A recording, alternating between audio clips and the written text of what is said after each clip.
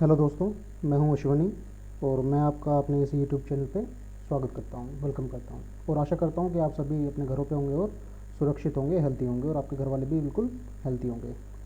तो फ्रेंड्स, आज मैं जिस टॉपिक की बात करने वाला हूं वो है ग्लास।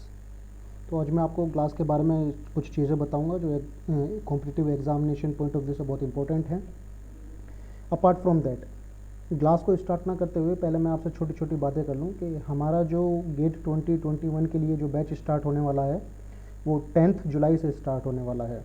तो अगर अभी कोई ऐसा स्टूडेंट्स है जो गेट के बारे में सोच रहा है तो प्लीज़ जो मैंने आपके साथ में सर्वे शेयर किया था आप उसको फिल कर लीजिए ताकि टाइम पे मैं आपके साथ में कांटेक्ट कर सकूं और आपको सारी इन्फॉर्मेशन दे सकूं कि कैसे कैसे हम इसको स्टार्ट करने वाले हैं। और उसके ऊपर अभी काम चल ही रहा है। खैर तो चलिए स्टार्ट करते हैं अपने ग्लास को। अब बेसिकली जो हमारा लेक्चर है ग्लास, ये मैकेनिकल पॉइंट ऑफ व्यू से तो इम्पोर्टेंट है ही है। ऐसे स्टूडेंट्स जो ईएससी की प्रिपरेशन कर रहे हैं उनके लिए भी हेल्पफुल होगा और जो हमारे सिविल वाले स्टूडेंट्स हैं ये ग्लास उनके लिए भी हेल्पफुल है, क्योंकि जो सिविल के स्टूडेंट्स हैं वो सिरामिक्स के बारे में बहुत नॉलेज रखते हैं और सिरामिक्स को बहुत इन डेप्थ पढ़ते हैं। तो बेसिकली ग्लास को स्टार्ट करने से पहले मैं आपसे सबसे पहले सेरामिक के बारे में बात करूंगा कि ये सेरामिक होता क्या है और कैसे हम ग्लास तक पहुंचेंगे बाय स्टडिंग द सेरामिक। तो चलिए स्टार्ट करते हैं। That is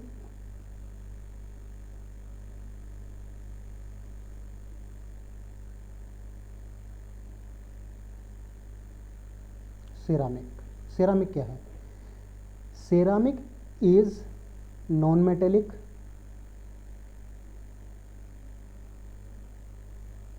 and inorganic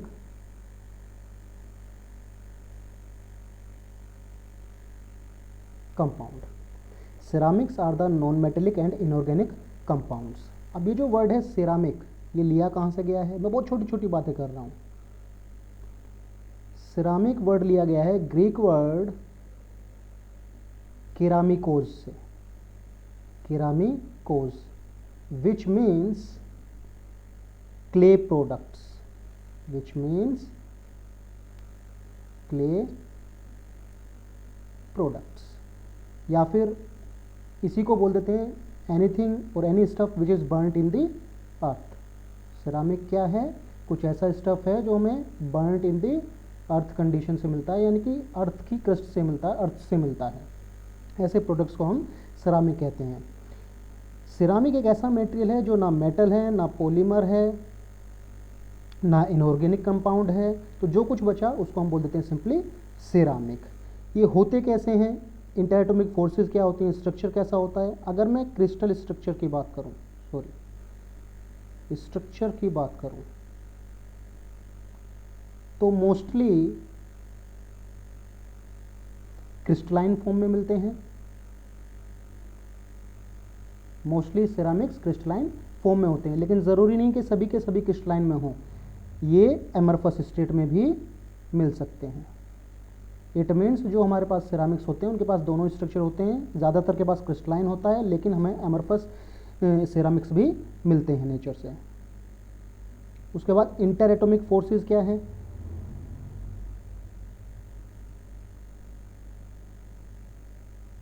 inter atomic forces mostly ionic bonds होते हैं, लेकिन आयनिक के साथ साथ में बहुत सौ के पास कोवेलेंट बॉन्ड्स भी होते हैं और बहुत से सिरामिक के पास में आयनिक और कोवेलेंट दोनों हो सकते हैं। It means inter atomic force की कंपैरिजन में अगर बात की जाए तो मोस्टली हमारे पास आयनिक सिरामिक्स होते हैं, लेकिन कोवेलेंट बॉन्ड वाले सिरामिक्स भी मिलते हैं और कभी कभी दोनों के मिक्सचर बॉन्ड वाले सिरामिक्स भी हमको देखने को मिलते हैं। तो दिस इज़ कंप्लीट सिरामिक्स। अब मैं बहुत ही एक डेफिनेटिव व्यू में अगर बोलूँ तो मैं बोल सकता हूँ कि ceramics are non metallic and inorganic compounds.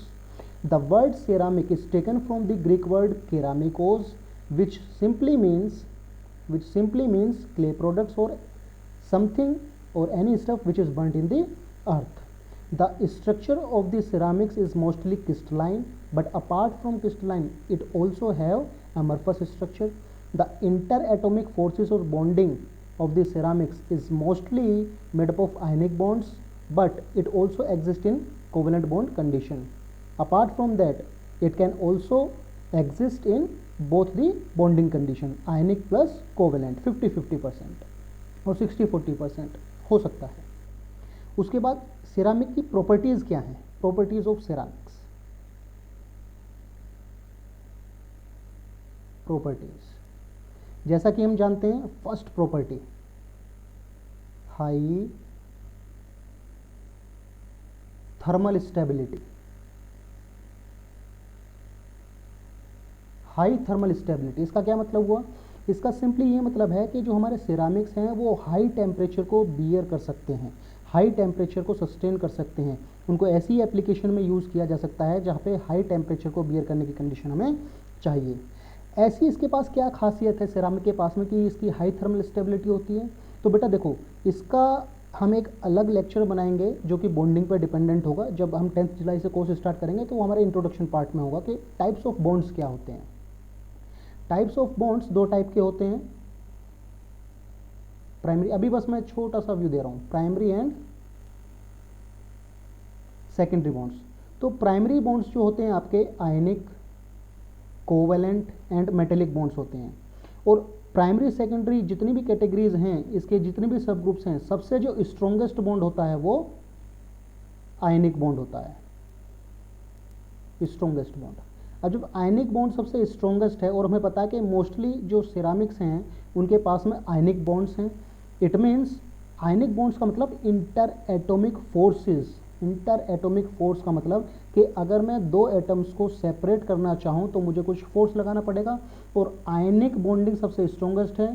तो ऐसे मटेरियल्स जिनके पास आयनिक बॉन्डिंग होती है उनको ब्रेक करने के लिए या एटम्स को सेपरेट करने के लिए ज़्यादा से ज़्यादा फोर्स की ज़रूरत पड़ती है. और जैसा कि हम जानते हैं कि टेम्परेचर जो है it is one kind of force. तो जब टेम्परेचर एक तरह का फोर्स है तो ऑब्वियसली फिर से बॉन्ड को ब्रेक करने के लिए ज़्यादा फोर्स की ज़रूरत पड़ेगी. इट मीन्स ज़्यादा से ज़्यादा टेम्परेचर की ज़रूरत पड़ेगी. जब ज़्यादा से ज़्यादा टेम्परेचर की ज़रूरत पड़ती है तो हम उसी कंडीशन में कह सकते हैं कि जो हमारे सिरामिक्स हैं वो हाई टेम्परेचर को बियर कर सकते हैं. It means they have high thermal stability. Now the second property is high chemical stability. Same condition यहाँ पे भी है. जो आयनिक बॉन्ड है उस पर जब केमिकल अटैक किया जाता है तो वहाँ पे भी बॉन्ड ब्रेक होना चाहिए, एरोजन होना चाहिए, वियर होना चाहिए, उसका कोरोजन टाइप होना चाहिए. लेकिन वो नहीं होता. क्यों नहीं होता? क्योंकि आयनिक बॉन्डिंग है बहुत स्ट्रॉन्ग है तो उस पर इफेक्ट नहीं पड़ पाता है. Third one non conducting. Non conducting material. अब ये नॉन कंडक्टिंग मटेरियल किस टाइप का? दो टाइप का, थर्मल भी और इलेक्ट्रिकल भी. इट मीन्स जो हमारे सिरामिक्स हैं वो इलेक्ट्रिकली इंसुलेटर्स भी हैं और थर्मली इंसुलेटर भी हैं. थर्मली इंसुलेटर तो हम जानेंगे कि क्यों हैं, क्योंकि बॉन्ड को ब्रेक करने के लिए ज़्यादा हमारे पास टेम्परेचर की रिक्वायरमेंट होती है, जिसकी वजह से हाई टेम्परेचर को ये बियर कर लेता है और कंडक्टिंग नहीं होने देता हीट की, या बहुत ही कम करता है. उसके अलावा इलेक्ट्रिकल क्यों है? इलेक्ट्रिकल कंडक्टिविटी होने का मतलब है यहाँ पे, सॉरी, इलेक्ट्रिकल इंसुलेटर होने का मतलब है कि एनर्जी बैंड गैप्स होते हैं. Conduction band and valence band, दो बैंड्स होते हैं. इलेक्ट्रॉनिक्स वाले समझते होंगे इन बातों को. तो उन दोनों के बीच में बैंड गैप होता है इलेक्ट्रॉन वोल्ट में. तो जो बैंड गैप एनर्जी होती है इसका अमाउंट बहुत ज़्यादा होता है सिरामिक्स में. जब इलेक्ट्रॉन इस बैंड से इस बैंड की तरफ मूव करता है तो करंट का फ्लो होता है, इलेक्ट्रिसिटी फ्लो करती है. लेकिन ये बैंड गैप ज़्यादा हो जाने की वजह से ये इलेक्ट्रॉन यहाँ से यहाँ पे ट्रेवल कर ही नहीं पाता, जिसकी वजह से इलेक्ट्रिसिटी ट्रांसफ़र नहीं हो पाता. तो हम कैसे करा सकते हैं इलेक्ट्रिसिटी ट्रांसफ़र? कोशिश कैसे कर सकते हैं कि हम टेम्परेचर को बढ़ाएं. टेम्परेचर को बढ़ाने से क्या होगा कि हमारे इलेक्ट्रॉन के पास एक्सेस अमाउंट ऑफ एनर्जी होगा और पॉसिबिलिटी है कि वो अपने बैंड से निकल के कंडक्शन बैंड की तरफ पहुंच जाए. तो उस कंडीशन में क्या होगा, इलेक्ट्रिसिटी फ्लो कर सकती है. लेकिन यहाँ हम इतना अमाउंट प्रोवाइड नहीं करा पाते टेम्परेचर से कि इलेक्ट्रॉन इस बैंड गैप को क्रॉस कर जाए। अगर हम एक्सेस अमाउंट ऑफ टेम्परेचर देते हैं तो ये मेल्ट कर जाएगा, लेकिन इलेक्ट्रॉन इस बैंड को छोड़ के यहाँ पे नहीं जाएगा, जिसकी वजह से इलेक्ट्रिकल इंसुलेटर्स की तरह वर्क करते हैं, इलेक्ट्रिकल एंड थर्मल इंसुलेटर्स की तरह।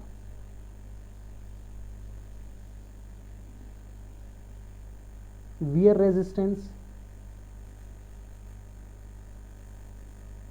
and the last one is these are extremely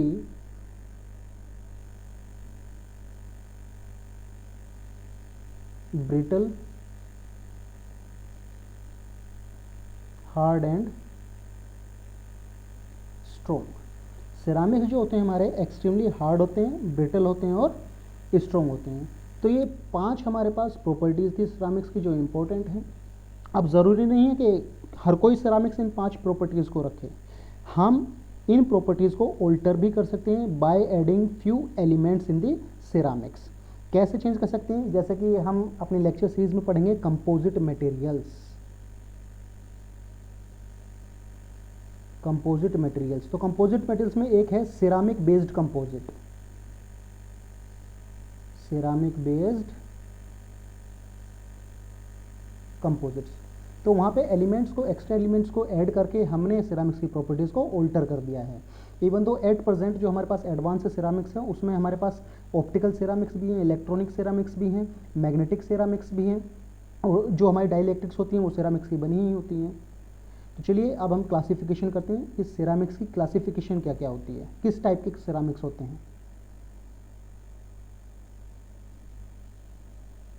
classification देखो, मेरा मेन मोटिव आपको ग्लास पढ़ाना था, लेकिन ग्लास से पहले आपको यह जानना जरूरी है कि सिरामिक्स होता क्या है। बेसिकली 2 टाइप के सिरामिक्स होंगे, traditional ceramics and advanced. Advanced ceramics traditional में कौन कौन से हो सकते हैं? आपने सुना होगा रेड क्ले प्रोडक्ट्स होते हैं, वाइट क्ले प्रोडक्ट्स होते हैं, रिफ्रैक्टरीज होती हैं, और सबसे बेस्ट जो एग्जांपल है जो आप बचपन से सुनते आ रहे होंगे, कंक्रीट। कंक्रीट या फिर cement, most widely used material on the earth, that is ceramic. ये रेड कलर क्यों आता है? Due to the iron oxide. Red clay का रेड कलर क्यों होता है? Due to iron oxide. ये वाइट क्ले प्रोडक्ट कौन से होते हैं? पोर्सलेन, जो आपकी वॉश बेसिन होती हैं, ये सब पोर्सलेन चीज़ें जो होती हैं। एडवांस में भी फिर फर्दर क्लासिफिकेशन है, इलेक्ट्रोसिरामिक type,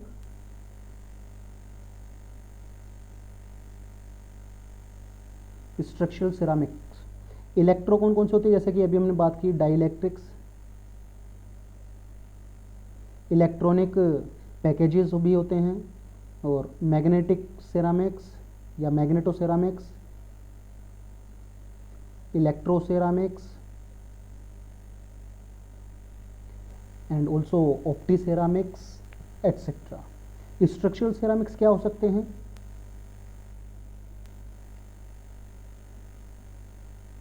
aerospace and automotive ceramics और आपके कटिंग टूल्स।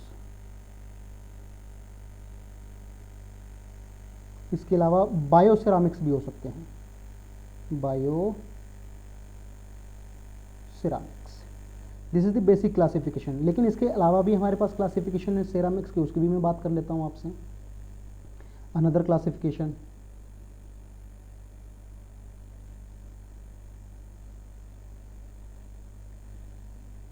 another classification में first one is ionic ceramic and the second one is covalent ceramic। तीसरा दोनों का मिक्सचर वाला सिरामिक्स हो सकता है। अगर सिरामिक्स में आयनिक बॉन्डिंग है, इंटर एटॉमिक फोर्सेस जो है आयनिक हैं, तो आयनिक सिरामिक्स, और अगर बॉन्डिंग कोवेलेंट है तो covalent ceramic. Second thing is, ये जो आयनिक सिरामिक्स होते हैं डेंस होते हैं, जबकि कोवेलेंट सिरामिक लेस डेंस होते हैं। अब ऐसा क्यों होता है, इसके पीछे देखिए, पहले मैं एग्जांपल की बात कर लेता हूँ। एग्जांपल क्या है इसका, NaCl। इसका एग्जांपल क्या है, डायमंड क्यूबिक स्ट्रक्चर या diamond carbon, this have covalent bonding, covalent ceramics. ये जो हमारा आयनिक बॉन्ड्स हैं, आयनिक सिरामिक हैं, ये डेंस स्ट्रक्चर क्यों रखते हैं, DENS, डेंस स्ट्रक्चर क्यों रखते हैं, और कोवेलेंट बॉन्ड्स हमारे या कोवेलेंट सिरामिक लेंस डेंस क्यों रखते हैं। देखो जो आयनिक सॉलिड्स हैं, आयनिक सिरामिक है, वहाँ पे इलेक्ट्रोस्टैटिक फोर्सेस होते हैं और इसका अमाउंट बहुत ज़्यादा होता है। जब इसका अमाउंट ज़्यादा होता है तो यहाँ पे अपोजिट जो चार्ज होता है उनके बीच में अट्रैक्शन होता है। जब अपोजिट चार्ज होगा, अपोजिट चार्ज होने से कैसे होगा, स्ट्रक्चर से समझते हैं। स्ट्रक्चर ऑफ सिरामिक्स, एक स्टेबल स्ट्रक्चर के लिए, सिरामिक का स्टेबल स्ट्रक्चर के लिए जो एनायंस होते हैं वो एक कैटायन को सराउंड करते हुए होने चाहिए, कैटायन को सराउंड करते होने चाहिए, और साथ ही साथ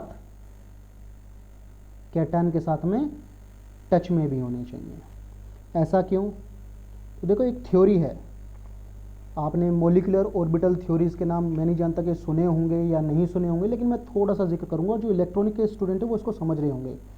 according to molecular orbital theory, जो इलेक्ट्रॉन्स होते हैं, number of electrons anti bonding molecular orbits में होते हैं, उनका नंबर्स कम होता है as compare to electrons in the bonding molecular orbits, जिसकी वजह से जो फोर्स होता है, फोर्स बिटवीन सिमिलर चार्जेस,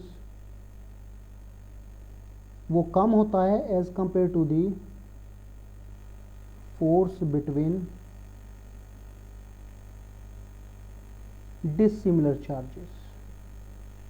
अब जब फोर्स कम है सिमिलर चार्जेस के लिए, अब अगर सिमिलर चार्ज है तो हम जाते हैं, अगर सिमिलर का मतलब अगर पॉजिटिव है तो दूसरा भी पॉजिटिव है, और जब सेम चार्जेस आते हैं तो रिपल्सन आता है, अगर नेगेटिव है तो दूसरा भी नेगेटिव होगा, सेम चार्ज होगा तो रिपल्सन होगा। लेकिन अगर अपोजिट चार्ज होगा, डिसिमिलर होगा, तो एक पॉजिटिव होगा और दूसरा नेगेटिव होगा, और इन दोनों के बीच में जो फोर्स लगेगा वो एट्रैक्टिव होगा। इट मीन्स मैं कह सकता हूं कि जो एट्रैक्शन फोर्स है उसका अमाउंट ज़्यादा होगा एज कंपेयर टू रिपल्सन या फिर रिपल्सिव फोर्स, जिसकी वजह से हमारे एनायंस जो हैं वो कैटायन की तरफ मूव करेंगे, यानी कि एट्रैक्शन ज़्यादा हो जाने की वजह से वो स्ट्रक्चर को डेंस बनाएगा, एट्रैक्शन ज़्यादा हो जाने की वजह से वो स्ट्रक्चर को डेंस कर देगा, डेंस कर देगा। कैसे, एक हो गई RC, radius of cation, and RA, radius of anion. यहाँ पे आपको एक होमवर्क दूंगा, होमवर्क सब समझ जाएंगे। देखो कैटायन क्या करता है, gives electron to anion, cation ने इलेक्ट्रॉन दिया किसको, एनायन को, तो जो देता है वो पॉजिटिवली चार्ज और जो लेता है वो नेगेटिवली चार्ज। तो मेरा होमवर्क आपसे ये है कि आप मुझे बताइए कि इन तीन रिलेशंस में से कौन सा रिलेशन एग्जैक्ट होगा।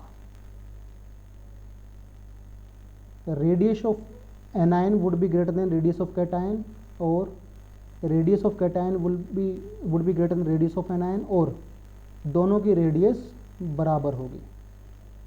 इसका आंसर यहाँ पे छिपा हुआ है, यहाँ से क्लब करना है आपको कि कैटायन का साइज छोटा होगा या बड़ा होगा, ये आपके लिए होमवर्क है। नेक्स्ट वीडियो में आपको बता दूंगा क्या होगा।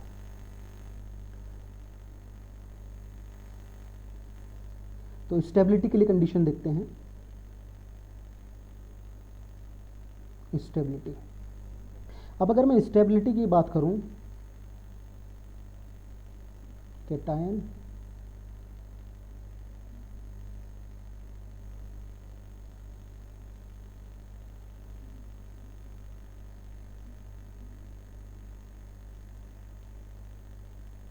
एनायन।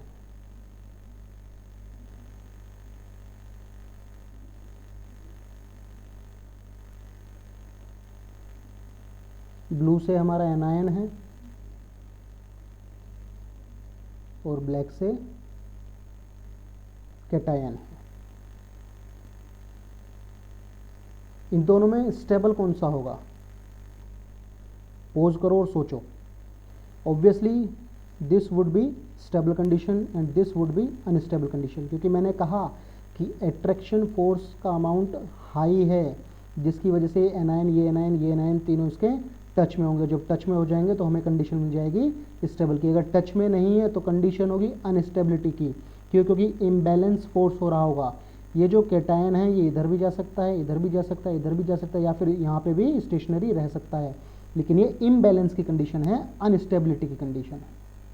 तो स्टेबिलिटी के लिए कैटायन और एनायन एक दूसरे से टच में होने चाहिए। ये हमारी छोटी सी बात थी सिरामिक्स को लेकर के।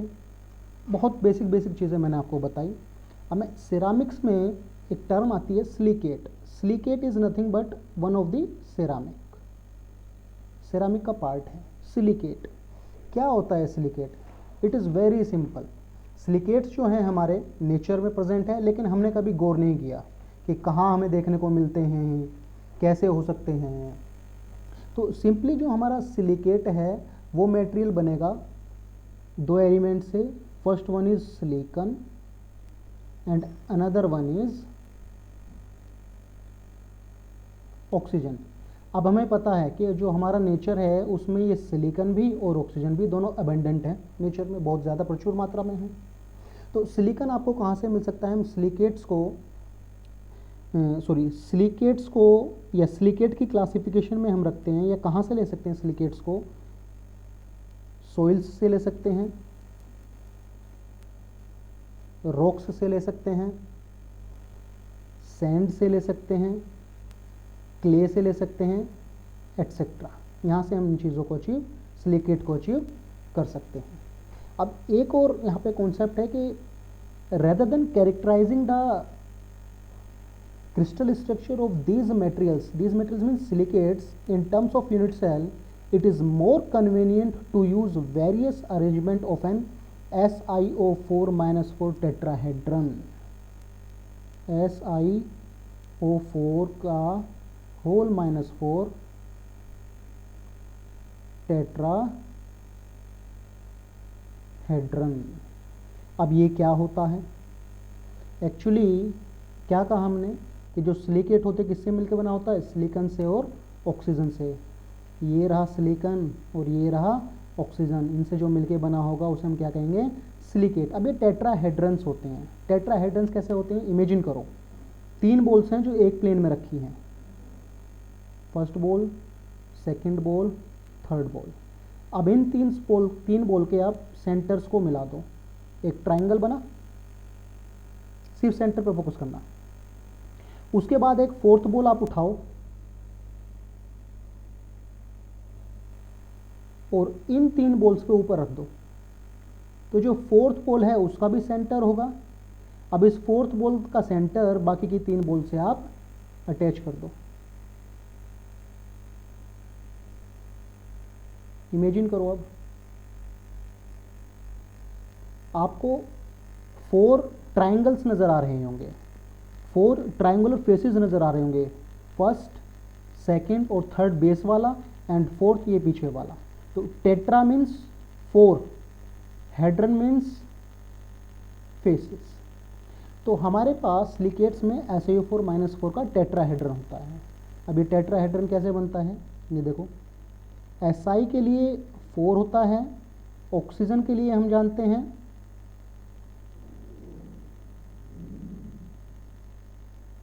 +4, ऑक्सीजन के लिए -2 चार्ज जो होता है। तो SiO4 की जो नेगेटिव बैलेंसिंग आई है कैसे आई है? Si के लिए 4 था तो 1 × +4 + 4 इंटू -2 क्या हुआ, 4 माइनस 8 दैट इज -4। तो नेट चार्ज जो होगा हमारे बिल्डिंग ब्लॉक पे वो -4 होने वाला है। ये हमारा पार्ट है आपका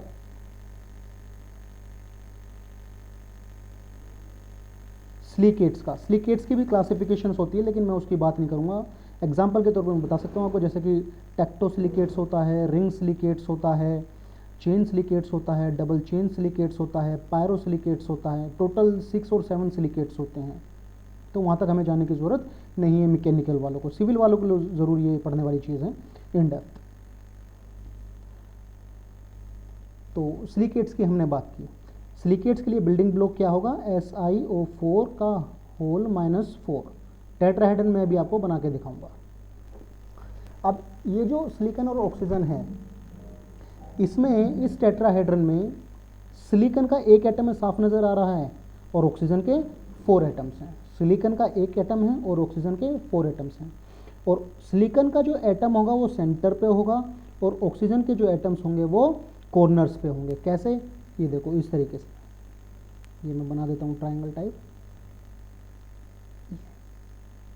आप टॉप से देखने पे फील करो, first face, second face, third phase और एक नीचे वाला फेस, 4 फेसेस हो गए। तो टेट्राहेड्रन इन कॉर्नर्स पे, ये कॉर्नर, ये कॉर्नर, ये कॉर्नर और ये टॉप कॉर्नर, यहाँ पे होगा ऑक्सीजन एटम और इसके बीच में नीचे कहीं बैठा होगा सिलिकॉन एटम। एक सिलिकॉन एटम होगा और 4 ऑक्सीजन एटम होंगे और ऑक्सीजन एटम चारों के चारों कॉर्नर्स पे होंगे। अब यही टेट्राहेड्रन क्या है, इसका टोटल चार्ज -4। ये किसी सब्सिक्वेंट या फिर जो इसके साथ में लगा हुआ है उस टेट्राहेड्रन के साथ में शेयरिंग भी कर रहा होगा, इस तरीके से। इट मीन्स ये जो बिल्डिंग ब्लॉक है SiO4-4, ये हमारे नेबरहुड के जो टेट्राहेड्रन्स होंगे उनके साथ कॉर्नर ऑक्सीजन एटम, जो कॉर्नर वाला एटम है, वो शेयरिंग कर रहा होगा नेबरहुड वाले टेट्राहेड्रन से और इस तरीके से चेन को कंप्लीट कर रहे होंगे। अब इसमें जो है सिलिकॉन और ऑक्सीजन में जो स्ट्रक्चर है ये अबाउट 50% कोवेलेंट होता है और 50% आयनिक होता है। 50% कोवेलेंट बॉन्डिंग होती है और 50% आयनिक होती है सिलिकेट्स में। तो अब अगर ऐसा है तो मैं कह सकता हूं कि silicates are not considered to be ionic और covalent completely. Hence tetrahedral coordination of SiO4 का -4 satisfies the directionality requirement of covalent bonding and radius ratio requirement of ionic bonding। Ionic bonding के लिए रेडियस रेशियो की requirement होती है और covalent के लिए उसकी डायरेक्शनलिटी की रिक्वायरमेंट होती है। देखो कोवेलेंट जो बॉन्ड्स होते हैं वो एंगल्स पे होते हैं, इसलिए डायरेक्शनल की ज़रूरत होती है, जबकि जो आयनिक बॉन्ड्स होते हैं वो हमारे रेडियस रेशियो पे डिपेंडेंट होते हैं, उनकी स्टेबिलिटी। तो स्टेबिलिटी के लिए इन दोनों की ज़रूरत पड़ती है। तो यहाँ पे जो हमारी रिक्वायरमेंट है वो इन दोनों को ही सेटिस्फाई करते हुए होनी चाहिए। उसके बाद ये स्ट्रक्चर 2 डायमेंशनल भी हो सकते हैं, ये जो चेन्स होती हैं 1 डायमेंशनल भी हो सकती हैं और 3 डायमेंशनल भी हो सकती हैं। इट मीन्स ये शीट की टर्म्स में भी स्ट्रक्चर हो सकते हैं और चेन की टर्म में भी स्ट्रक्चर हो सकते हैं। तो सिलिकेट सिरामिक्स का ही एक पार्ट है हमारा सिलिका। अब यहाँ से आपके ग्लास की जर्नी स्टार्ट होती है, सिलिका, यहाँ से हमारे ग्लास की जर्नी स्टार्ट हो जाएगी। देखते हैं कैसे। Silica is nothing but it is the most simple structure और most simple silicate material in the universe. Simple silicate material is silica या फिर सिलिकॉन डाइऑक्साइड SiO2, सिलिका। अब SiO2 का मतलब क्या है, ऑक्सीजन ऑक्सीजन बॉन्डिंग नहीं है, सिलिकॉन की इन दोनों ऑक्सीजन के साथ में बॉन्डिंग है, ऑक्सीजन की ऑक्सीजन के साथ में बॉन्डिंग नहीं है। ऑक्सीजन जो होगा वो सिर्फ और सिर्फ कॉर्नर एटम पे होगा। तो structurally silica has a 3D network in which every corner oxygen atom in a tetrahedron is shared by an adjacent tetrahedron. Thus the material is electrically neutral.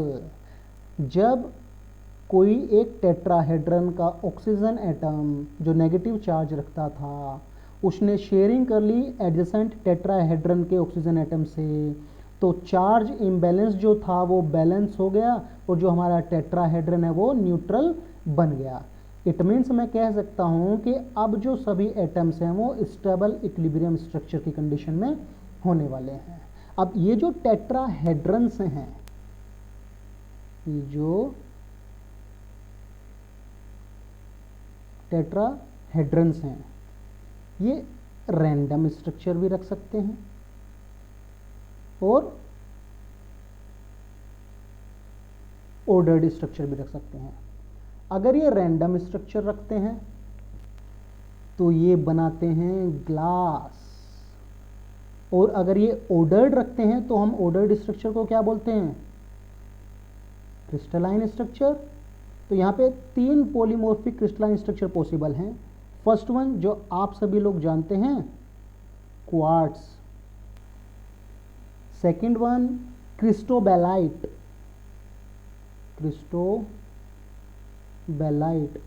And third one tridymite. Cristobalite और tridymite आपने नहीं सुना होगा, लेकिन आपने quartz ज़रूर सुना होगा, तो मैं क्वार्ट्ज की ही बात करूँगा। क्वार्ट्ज कहाँ पे यूज़ करते हो? ऑप्टिकल फ्लैट्स बनाने के लिए, वो चीज़ में एप्लीकेशंस के तौर पे आप क्वार्ट्ज को यूज़ कर सकते हो। क्वार्ट्ज होता क्या है? Quartz is a piezo electric material, या मैं कह सकता हूँ piezo electric ceramic. Piezo electric का क्या मतलब है? प्रेशर लगाया तो इलेक्ट्रिक सिग्नल मिलेगा, और अगर इलेक्ट्रिक सिग्नल दिया तो प्रेशर मिलेगा। That is piezo electric material. अब ये जो हमारा स्ट्रक्चर था सिलिका का, ये भी ओपन टाइप है। ओपन टाइप क्यों है? क्योंकि 50% कोवेलेंट बॉन्ड प्रेजेंट है, जिसकी वजह से डायरेक्शनलिटी आनी चाहिए। तो बॉन्ड में एंगल बनेगा, और जब एंगल बनेगा तो ये डेंस नहीं होगा, नॉन डेंस होगा, यानी कि लेस डेंस होगा, ओपन टाइप स्ट्रक्चर होगा। तो चलिए अब मैं स्टार्ट करता हूँ ग्लास की कहानी को, कि ग्लास कैसे बनेगा। आपने नेक्स्ट से स्टार्ट करते हैं।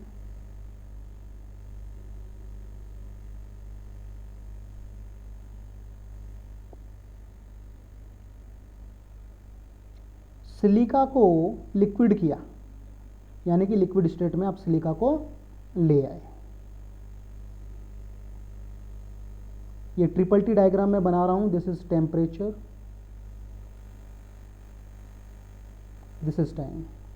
ट्रिपल टी डायग्राम की सारी इंफॉर्मेशन आपको मिल जाएगी हमारे फेज ट्रांसफॉर्मेशन चैप्टर से, जब हम उस लेक्चर्स को बनाएंगे, उन लेक्चर्स को बनाएंगे, और साथ ही साथ हीट ट्रीटमेंट जो चैप्टर होगा उससे।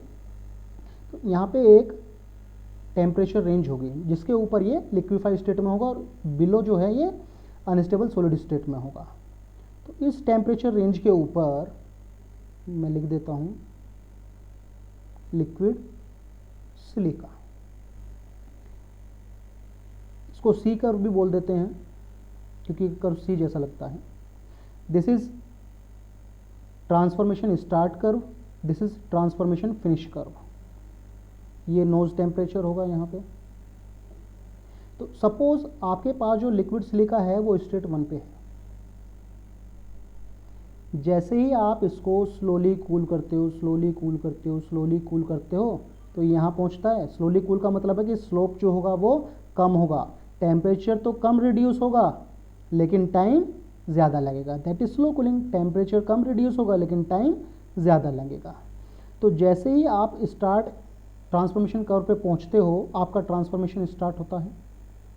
ये जितना भी रीजन है ये अनस्टेबल रीजन है और ये स्टेबल रीजन है। ये नीचे वाला भी यहाँ भी स्टेबल मिल जाएगा आपको। अब ट्रांसफॉर्मेशन स्टार्ट हो गया, ये क्वार्ट्स बनना आपका स्टार्ट हो गया, और यहाँ कहीं आपको जाके क्वार्ट्स मिल जाएगा। क्वार्ट्स कैसा होता है? क्रिस्टलाइन। उसके बाद अगर मैं रैपिड कूलिंग करूं इसी लिक्विड सिलिका की सेम सैंपल की, इट मीन्स टेम्परेचर तो ज़्यादा रिड्यूस हो रहा है लेकिन टाइम कम लग रहा है। It means in the very short interval of time temperature is highly reduced, then we will reach in a condition in which we will form a glass. और ग्लास का स्ट्रक्चर कैसा होगा? एमरफस। ग्लास का structure कैसा होगा? Amorphous. अब ये जो है अनस्टेबल कंडीशन है, अगर मैं यहीं से इसी को स्टेबल कंडीशन की तरफ लेके जाऊं और थोड़ा टाइम इसको यहीं पे रखूं तो क्या होगा? यही एमरफस स्ट्रक्चर कन्वर्ट हो जाएगा क्रिस्टलाइन स्ट्रक्चर में। रहेगा ये ग्लास ही, लेकिन ये एमरफस स्ट्रक्चर कन्वर्ट हो जाएगा क्रिस्टलाइन फॉर्म में, और इसको हम कहेंगे, इस प्रोसेस को हम कहेंगे devitrification of glass. Devitrification of glass. तो जो कुछ भी कहा मैंने एक बार मैं आपको क्लियर कर देता हूं। If the liquid silica is cooled slowly such that the temperature reduces very slowly as compared to time, then it reaches in a region in which we obtain the crystalline form of this structure which is said to be quartz। और quartz कहाँ पे use करेंगे हम? Piezoelectric material है, optical flat बनाने के लिए भी यूज़ कर सकते हैं और वेरियस एप्लीकेशंस हैं। अब अगर इसी स्ट्रक्चर को if we cool the structure very rapidly, then what will happen? The viscosity of the liquid structure or the viscosity of the sample will keep on increasing as the temperature decreases। जैसे जैसे temperature decrease होगा viscosity बढ़ जाएगी, और हम जानते हैं कि विस्कोसिटी जो सॉलिड की सबसे ज़्यादा होती है। जब विस्कोसिटी बढ़ जाएगी तो हमें सॉलिड फॉर्म मिलेगी जिसको हम बोल देंगे ग्लास, लेकिन ये फॉर्म कैसी होगी? एमरफस होने वाली है। अब अगर आप इसी सैंपल को नियर अबाउट 10⁶ डिग्री सेल्सियस पर सेकंड के रेट पे कूल करते हो तो आपको जो ग्लास मिलता है आप उसको कहोगे मेटेलिक ग्लास। Metallic glass. ऐसे ग्लास जो हाईली रैपिड रेट पे कूल करके बनाते हैं उनको कहा जाता है मेटेलिक ग्लास। कूलिंग रेट क्या होता है? 10⁶ डिग्री सेल्सियस पर सेकेंड। ये हम क्यों बनाते हैं? इसके पीछे लॉजिक है। इलेक्ट्रॉनिक्स वाले समझते हैं इन चीज़ों को, या इलेक्ट्रिकल वाले। जो आपके ट्रांसफॉर्मर्स होते हैं उसमें कोर्स होती हैं, और कोर्स की वजह से एडी करंट लॉस होता है। अब एडी करंट लॉस आप कैसे बता दोगे कि सर ट्रांसफॉर्मर में लॉस हो रहा है? मैं कैसे बताऊंगा? चलो मैं आपको एग्जांपल देता हूं। आपने ट्रांसफॉर्मर्स तो सभी ने देखे होंगे। जब भी आप कभी ट्रांसफर के पास से निकलते होंगे तो आप आवाज़ सुनते होंगे, इस तरीके की साउंड वो लगातार जनरेट कर रहा होता है, जिसको बोलते हैं हमिंग नॉइज। Humming noise. ये जो हमिंग नॉइज होती है ये एडी करंट लॉस की वजह से ही होती है। एडी करंट्स का लॉस हो रहा होता है जिसकी वजह से हमिंग नॉइज जनरेट होती है। तो इस एडी करंट लॉस को अवॉइड करने के लिए हम मेटेलिक ग्लास को यूज करते हैं। Metallic glass is used in the core of the transformers. तो ये छोटी छोटी चीज़ें आपको अभी तक क्लियर हो गई हैं। उसके बाद क्या होगा? स्ट्रक्चर की भी मैं आपसे बात कर लेता हूँ। एक बार स्ट्रक्चर को भी आपको दिखा देता हूँ कि क्वार्ट्ज का स्ट्रक्चर कैसा होने वाला है और ग्लास का स्ट्रक्चर कैसा होने वाला है। उससे पहले मैं आपको स्पेसिफिक वॉल्यूम से और रिलेट करा दूँ एक बार। This is temperature, this is specific volume. ये लिक्विड है।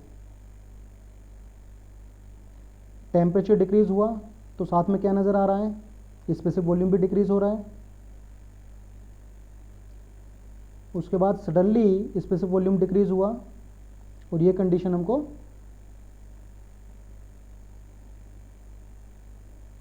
देखने को मिली। This is quartz. ये आपकी क्रिस्टलाइन फॉर्म बनेगी क्वार्ट्स।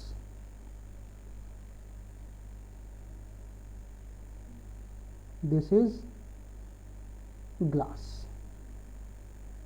थोड़ा उल्टा बन गया, दोबारा बनाता हूँ।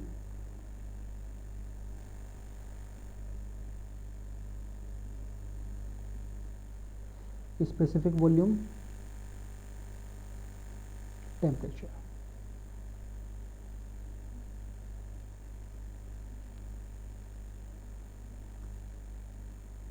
ये लिक्विड है।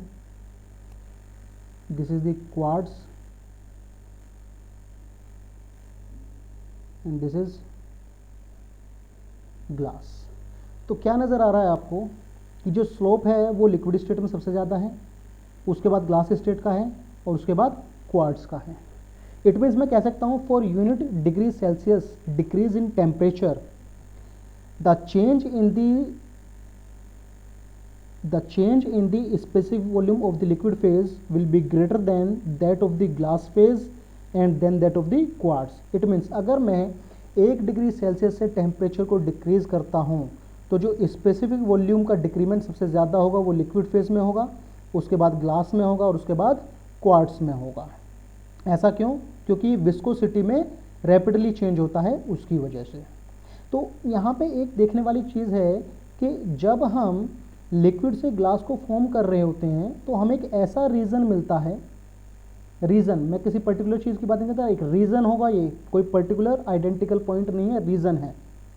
एक ऐसा रीज़न होगा जहाँ पे हमें पता ही नहीं होगा कि हमारा जो सैंपल है वो लिक्विड है या सॉलिड है। It means it is very difficult to differentiating between liquid and solid. This kind of reason is said to be glass transition temperature range, या फिर ग्लास ट्रांजिशन इस रेंज को बोलते हैं। ऐसी रेंज जिसमें सॉलिड और लिक्विड में डिफ्रेंशिएशन ना किया जा सके उसको बोलते हैं ग्लास ट्रांजिशन रेंज, और उसका एक पर्टिकुलर रेंज का टेम्परेचर होता है जिसको बोलते हैं glass transition temperature range.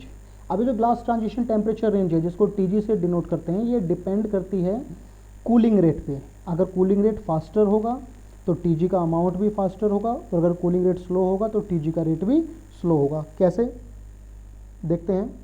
Suppose मैं टीजी को फास्ट कर देता हूँ, सॉरी कूलिंग रेट को फास्ट कर देता हूँ, देखते हैं टीजी पे क्या इफेक्ट पड़ेगा। पहले टीजी कहाँ था?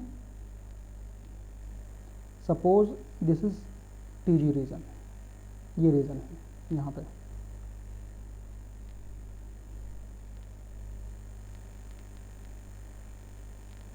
कूलिंग रेट फास्ट करने का मतलब स्लोप ज़्यादा हो जाएगा। तो इस कंडीशन में क्या होगा, हमारा जो रीज़न है जब स्लोप ज़्यादा हो गया पहले टीजी ये था और अब कूलिंग रेट बढ़ाने से टीजी कहाँ चला गया? यहाँ आ गया। इट मीन्स ये इसमें इंक्रीमेंट हो गया। It means cooling rate decides the amount of the TG, range of the TG. अगर कूलिंग रेट फास्ट होगा तो टीजी का अमाउंट भी ज़्यादा होगा, कूलिंग रेट स्लो होगा तो टीजी का अमाउंट भी स्लो होने वाला है। तो आइए मैं अब आपको स्ट्रक्चर की बात करता हूँ। अगर मैं क्वार्ट्ज के स्ट्रक्चर की बात करूँ तो पहले क्वार्ट्ज का स्ट्रक्चर देखते हैं, या सिंपली ग्लास का देखते हैं। पहले ग्लास के स्ट्रक्चर के लिए this is silicon atom, oxygen oxygen oxygen oxygen. देखो सिलिकॉन के 4, ऑक्सीजन के 2। उसके बाद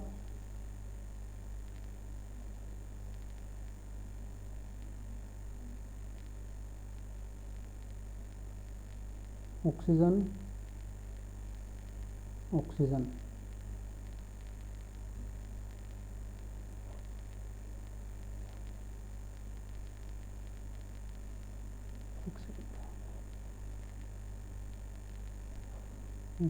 this is silicon, silicon oxygen oxygen oxygen.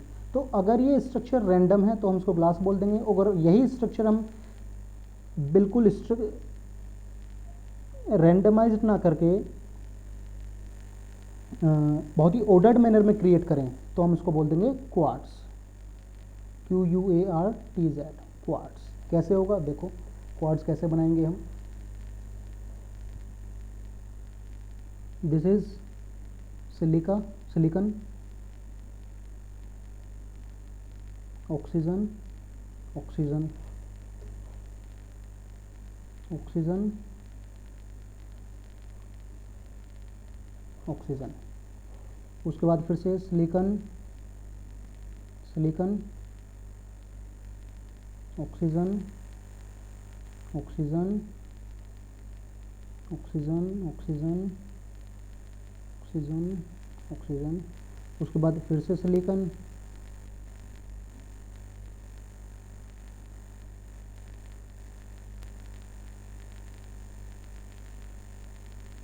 Oxygen oxygen,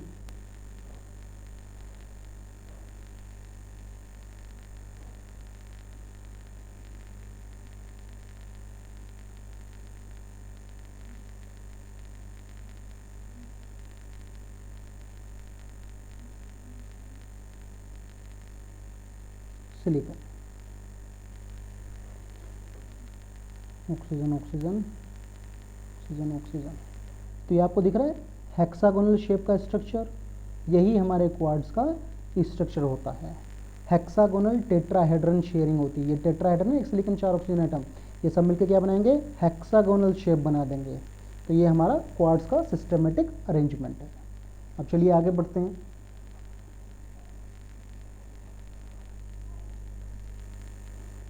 Since we all know that SiO4 that is the building block of quartz and glass, अब ये हम discuss कर चुके हैं कि रैंडम होगा तो ग्लास होगा, और अगर वो सिस्टमेटिकली है तो हम उसको क्या बोलेंगे, क्वार्ट्स बोलेंगे। ग्लास के यहाँ पे और भी नाम है इस ग्लास के, आप इसको फ्यूज्ड ग्लास भी बोल सकते हो। ग्लास, फ्यूज्ड ग्लास भी यही होता है हमारा, फ्यूज्ड ग्लास, या फिर विट्रियस, VITREOUS, विट्रियस ग्लास भी आपका यही होता है। अब देखो, जैसा कि हमने कहा था कि जो हमारे सिरामिक्स होते हैं उनके पास आयनिक बॉन्डिंग होती है, कोवेलेंट बॉन्ड भी स्ट्रॉन्ग होता है, तो उनको ब्रेक करने के लिए हाई टेम्परेचर की ज़रूरत होती है। तो हमारे लिए बेनिफिशियल कंडीशन क्या है ग्लास की, इन ग्लास की, जो हमारे विट्रियस ग्लास हमने बनाया है, कि आयनिक बॉन्ड प्रेजेंट होने की वजह से इसका मेल्टिंग पॉइंट टेम्परेचर बहुत हाई होता है। और जब मेल्टिंग पॉइंट टेम्परेचर इसका हाई है तो हम इसको ऐसी एप्लीकेशंस में यूज़ कर सकते हैं। मेल्टिंग पॉइंट टेम्परेचर क्यों हाई है, इसके बहुत रीज़न है, आयनिक बॉन्डिंग है और साथ ही साथ लॉन्ग चेन मिलके बन रही है। लॉन्ग चेन बन रही है तो नंबर ऑफ बॉन्ड्स बहुत ज़्यादा है, नंबर ऑफ बॉन्ड्स बहुत ज़्यादा है तो ज़्यादा अमाउंट ऑफ टेम्परेचर को ये बियर कर सकता है। इट मीन्स हम हाई टेम्परेचर के लिए इन ग्लासेस को यूज़ कर सकते हैं, जैसा कि फर्नेस, विंडोज़ में जो फर्नेस होती हैं उनकी विंडोज़ के लिए आप इन ग्लासेस को यूज़ कर सकते हो। सेकंड थिंग, अगर मेल्टिंग पॉइंट टेम्परेचर अगर हाई टेम्परेचर को सस्टेन कर सकता है ये, तो ऑब्वियसली इसको बनाने के लिए मेल्टिंग टेम्परेचर भी हाई होना चाहिए। और अगर मेल्टिंग टेम्परेचर बहुत हाई होगा तो हमारी कॉस्ट भी ज़्यादा आने वाली है। क्यों ज़्यादा आने वाली है, क्योंकि ऑब्वियसली मेल्ट करने के लिए हमें हीट देनी पड़ेगी, और हीट हम कैसे देंगे, पावर के कंजप्शन से देंगे, जिसकी वजह से इलेक्ट्रिसिटी कॉस्ट या फिर फर्नेस कॉस्ट हमारी बढ़ जाती है। तो हम इजीली ग्लास को कैसे बना पाएँ, एक ही तरीका है कि जो लॉन्ग चेन है उनको हम ब्रेक कर दें शॉर्ट चेन में। अगर हमने लॉन्ग चेन स्ट्रक्चर को शॉर्ट चेन स्ट्रक्चर में ब्रेक कर दिया तो नंबर ऑफ बॉन्ड्स कम हो जाएंगी, जिसकी वजह से लेस टेम्परेचर पे हम इजीली इन ग्लासेस को मेल्ट कर सकते हैं। और अगर इजीली मेल्ट कर सकते हैं तो इजीली भी हम ग्लास को मैन्युफैक्चर, इजी मैन्युफैक्चरिंग, हमारे लिए ग्लास की मैन्युफैक्चरिंग ईजी हो जाएगी। तो आइए अब हम देखते हैं कि ऐसा कैसे हो सकता है कि हम लॉन्ग चेन को शॉर्ट चेन में ब्रेक कर दें। कुछ नेटवर्क मॉडिफायर्स होते हैं, नेटवर्क मॉडिफायर्स, जिसमें से मोस्ट फेमस हैं Na2O एंड CaO। इसके अलावा भी होते हैं लेकिन दोनों मोस्ट फेमस हैं। क्या होगा, जो आपकी चेन है, पार्शियल में बनाऊंगा यहाँ पे,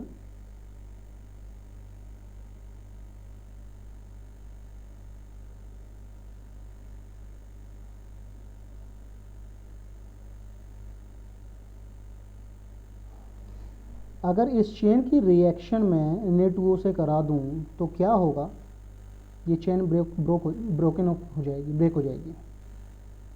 Na प्लस Na, अब जब ये चेन ब्रेक हो गई तो ऑब्वियसली बॉन्ड्स ब्रेक हुए होंगे तभी चेन ब्रेक हुई है। और जब बॉन्ड्स ब्रेक हो गए हैं तो अब as compare to initial condition कम टेम्परेचर पे हमारा ग्लास मेल्ट हो जाएगा और हम इजीली ग्लासेस को बना सकते हैं। ऐसे ग्लासेस को बोलते हैं, यहाँ पे सोडियम है तो इसको नाम दिया जाएगा soda lime glass. It means soda lime glass एक वो ग्लास है जो इजीली मैन्युफैक्चर किया जा सकता है at the lower temperature as compare to the silicate glass, vitreous glass, as compare to the vitreous glass. इसके अलावा स्ट्रेंथ की बात करते हैं ग्लास की। जो हमारे ग्लास हैं वो फेल हो जाते हैं due to fracture, due to fracture. हम सभी जानते हैं कि जो ग्लासेस हैं वो ब्रिटल मटेरियल है, और brittle material without any indication एकदम से फेल कर जाएगा, और ऐसे मटेरियल फ्रैक्चर ले आते हैं एकदम से as compare to the plastic deformation यहाँ पे नहीं आता है, और जो आता है उसका अमाउंट बहुत ही नेग्लिजिबल होता है, लेस देन 5%, तो उसको हम इंक्लूड नहीं कर सकते हैं। देखो यार, मैं आपको यहाँ पे एक बहुत अच्छी बात बताने वाला हूँ। ऐसे मटेरियल जो फ्रैक्चर्ड होते हैं डायरेक्टली, प्लास्टिक डिफॉर्मेशन नहीं होता जिनमें, वो बहुत बेनिफिशियल कंडीशन चीज़ के होते हैं अपने पॉइंट ऑफ व्यू से। डक्टाइल मटेरियल की खासियत है कि जो डक्टाइल मटेरियल है हमारे लिए, हम जब वो ब्रेक होने वाला होता है उससे पहले इंडिकेशन दे देता है, डिफॉर्म हो जाता है, लेकिन ये उसकी एडवांटेजेस है। लेकिन ब्रिटल मटेरियल की डिसएडवांटेजेस यही है कि वो हमको बताना आता नहीं है। लेकिन ऐसी क्या एडवांटेज है ब्रिटल मटेरियल की जो ओवर द डक्टाइल मटेरियल है, वो मैं आपको अब बताता हूँ। जब भी कोई ब्रिटल मटेरियल होगा, सपोज ये कोई रोड है, स्ट्रेट है, ब्रिटल मटेरियल की है, जब ये ब्रेक करेगी, सपोज यहाँ से ब्रेक कर गई, तो क्या होगा, इसमें डिफॉर्मेशन नहीं हुआ होगा। अब अगर इसमें डिफॉर्मेशन नहीं हुआ होगा तो मैं इसको वापस से रिजॉइन कर सकता हूँ, कैसे भी करके इसको जोड़ सकता हूँ, रिजॉइन कर सकते हैं। लेकिन ऐसी रोड जिसमें डिफॉर्मेशन हो गया होगा बिफोर फ्रैक्चर, मैं रिजॉइन करने की कोशिश करूँगा, शायद हो भी जाए, लेकिन उसकी डायमेंशन जो होंगी उसमें अल्टरेशन आ जाएगी, वो मेरे लिए यूज़फुल नहीं रहेगी। तो फ्रैक्चर होना कहीं ना कहीं ऐसे मटेरियल के लिए यूज़फुल है जो इजीली रिजॉइन किए जा सकते हैं। फ्रैक्चर कैसे होगा, यहाँ पे क्रैक आएगी और ये एकदम से फ्रैक्चर कर जाएगा। अब हम इसकी प्रॉपर्टी को, ये फ्रैक्चर ना होने पाए, इसके लिए हम इसकी स्ट्रेंथ को बढ़ाना चाहते हैं। It means I want to say that to increase its strength the propagation of cracks is made difficult by introducing compressive stress in the outer layer. जो हमारे ग्लासेस हैं उसकी आउटर लेयर में हम क्या कर देंगे, कंप्रेसिव स्ट्रेंथ को बढ़ा देंगे। अब जब कंप्रेसिव स्ट्रेंथ को बढ़ा देंगे तो उसमें क्या होगा, जो फ्रैक्चर आने की पॉसिबिलिटी थी वो as compare to the initial condition बहुत कम होगी, जिसकी वजह से हमारा जो ग्लास होगा उसकी लाइफ इम्प्रूव हो जाएगी। तो यहाँ पे दो मेथड हैं उसकी कंप्रेसिव स्ट्रेंथ को बढ़ाने के लिए। First one is air quenching, इसी का दूसरा नाम थर्मल टेम्परिंग भी है। टेम्परिंग याद करो, टेम्परिंग। और जो आप मोबाइल पे ग्लास चढ़ाते हो क्या बोलते हो उसको, टेम्पर्ड ग्लास, यहीं से बनता है वो टेम्पर्ड ग्लास। क्या होता है, हम अपने ग्लास को जो भी हमने बनाया उसको हीटअप करेंगे। कहाँ तक हीटअप करेंगे कि वो सॉफ्ट हो जाए, सॉफ्टनिंग टेम्परेचर तक हीटअप करेंगे टीजी के अंदर, रेंज के अंदर। उसके बाद में उसको एयर में कूल करेंगे। तो एयर में कूल करने से क्या होगा, सबसे पहले ये ग्लास है सपोज स्फेरिकल, हीट ट्रांसफ़र कहाँ से हो रहा है, सरफेस से हो रहा है। जब सरफेस से हीट ट्रांसफ़र हो रहा है तो सबसे पहले क्या सॉलिड होगा, सरफेस सॉलिड होगा। जब सरफेस सॉलिड हो जाएगा उसके बाद कोर स्टिल हॉट है, कोर एकदम से सॉलिड नहीं हुई है। अब धीरे धीरे थोड़ी देर में क्या होगा, सरफेस तो सॉलिड हो चुका है, कूल हो चुका है, लेकिन जब टेम्परेचर कोर का कम हो रहा होगा तो इसका स्पेसिफिक वॉल्यूम डिक्रीज हो रहा होगा। कैसे पता चलेगा कि जब हम टेम्परेचर को रिड्यूस करते हैं तो स्पेसिफिक वॉल्यूम डिक्रीज होता है,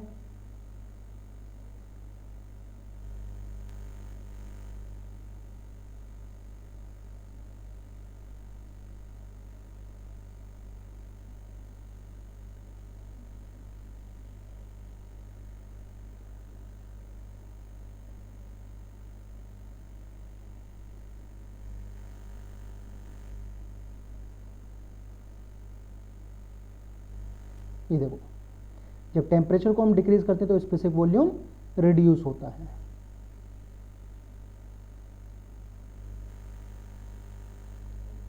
अब जब ये जो कोर है धीरे धीरे ठंडी पड़ रही होगी तो उसका टेम्परेचर रिड्यूस हो रहा होगा, जिसकी वजह से इसका स्पेसिफिक वॉल्यूम कम हो रहा होगा। जब स्पेसिफिक वॉल्यूम इसका रिड्यूस हो रहा होगा तो ये जो आउटर सरफेस है इसको पुल कर रहा होगा towards to the core, towards to the centre, जिसकी वजह से यहाँ पे कंप्रेसिव स्ट्रेस जो है वो जनरेट हो जाएगी। जो कंप्रेसिव स्ट्रेस जनरेट हो जाएगी तो अब हमारे फ्रैक्चर आने की पॉसिबिलिटी बहुत ही कम हो जाएगी। यही ठीक आपके टफेंड ग्लास में या फिर टेम्पर्ड ग्लास में किया जाता है। वहाँ पे जो सरफेस होता है उसकी टफनिंग की जाती है, एयर क्वेंशनिंग की जाती है, जिसकी वजह से उसके सरफेस पे कंप्रेसिव स्ट्रेंथ को बढ़ा दिया जाता है जिससे कि वो लोड को बियर कर सके। और जब ये ग्लास ब्रेक होते हैं तो ये स्मॉल पीसेस में ब्रेक होते हैं जिनकी एजेस ब्लंट होती हैं जिससे कि किसी को हार्म ना करें। इसके अलावा नेक्स्ट मेथड हो सकता है हमारी थर्मल टेम्परिंग, एयर क्वेंचिंग के अलावा ion exchange method. Compressive strength बढ़ाने के लिए हम आयन एक्सचेंज मेथड को भी यूज कर सकते हैं। कैसे यूज करेंगे? ये सपोज पहले ग्लास रहा होगा, स्फेरिकल सपोज इमेजिन कर लो, तो इसके सरफेस पे सोडियम था। सोडियम कैसा आया? हमने Na2 ऐड किया था network modifying soda lime glass में ना, तो सोडा लाइम ग्लास ही है। अब Na का साइज छोटा है तो मैं क्या करूँगा, इस ग्लास को एक ऐसे सॉल्यूशन में डिप करूँगा, ऐसे सोल्ट का सॉल्यूशन होगा जिसमें जो आयन्स होंगे, सोडियम Na का आयन पॉजिटिव होता है तो जो दूसरा आयन होगा वो भी पॉजिटिव ही होगा, लेकिन उसका साइज इस Na आयन से ज़्यादा होगा। सपोज पोटेशियम आयन, सपोज ये KNO3 सॉल्यूशन है। जब मैं इसको इसमें डिप करूँगा तो Na आयन को रिप्लेस कर देगा पॉजिटिव K आयन, और K आयन का size greater than as compare to sodium ion, जिसकी वजह से जब वो सरफेस पे आएगा तो वो कोर को पुल करने की कोशिश करेगा। जब वो कोर को पुल करने की कोशिश करेगा तो कोर भी तो उसको अपनी ओर अट्रैक्ट करने की कोशिश करेगी। इट मीन्स अगेन दोबारा से सरफेस पे कंप्रेसिव स्ट्रेस जनरेट हो जाएगी, और जब कंप्रेसिव स्ट्रेंथ क्रिएट हो जाएगी तो दोबारा से हमारे फ्रैक्चर आने की टेंडेंसी डिक्रीज हो जाएगी और हमारी जो स्ट्रेंथ है वो ग्लास की बढ़ जाएगी, स्ट्रेंथ इंप्रूव हो जाएगी। तो उम्मीद है ये मैंने आपसे छोटी छोटी बातें जो आज डिस्कस की ग्लास के बारे में, ये बहुत बेसिक्स था। जब हम स्टार्ट करेंगे तो बहुत इन डेप्थ जाने वाले हैं, इससे भी ज़्यादा इन डेप्थ जाने वाले हैं। और मैं यहाँ पे आपको कोई भी नोट्स प्रोवाइड नहीं करा रहा हूँ क्योंकि यहाँ पे नोट्स की ज़रूरत नहीं है। जब हम स्टार्ट करेंगे तो मैं हर लेक्चर के लिए स्पेशल आपको सब कुछ लिखा हुआ नोट्स प्रोवाइड होगा। तो चलते चलते एक बात और मैं यहाँ पे बता दूँ कि जो हमारे ग्लासेस है या फिर जो सिरामिक्स होते हैं वो एक सर्टेन लोड पे ही फेल हो जाते हैं। सर्टेन लोड पे कैसे? सपोज आपने ये कोई टेबल है और आपने 50 किलो न्यूटन का फोर्स लगाया, ग्लास की टेबल है ये, तो ये कुछ देर तक तो इस लोड को बियर करेगी, लेकिन उसके बाद एकदम से इसी लोड पे, लोड बढ़ाया नहीं हमने, इसी लोड पे फेल कर जाएगी। तो ये आपके लिए होमवर्क है। सेकंड, अब होमवर्क एक मैंने पहले दिया कि RC और RA के में किसका साइज बड़ा होगा, और सेकंड है कि ये ऐसा क्यों होता है कि फेल कर जाएगी at the particular load. Even तो कुछ टाइम के लिए इसने इस लोड को बियर किया लेकिन ये फेल क्यों हो गई, तो ज़रा सोचना इन चीज़ों को। तो नेक्स्ट वीडियो में फिर मिलेंगे। Thank you so much.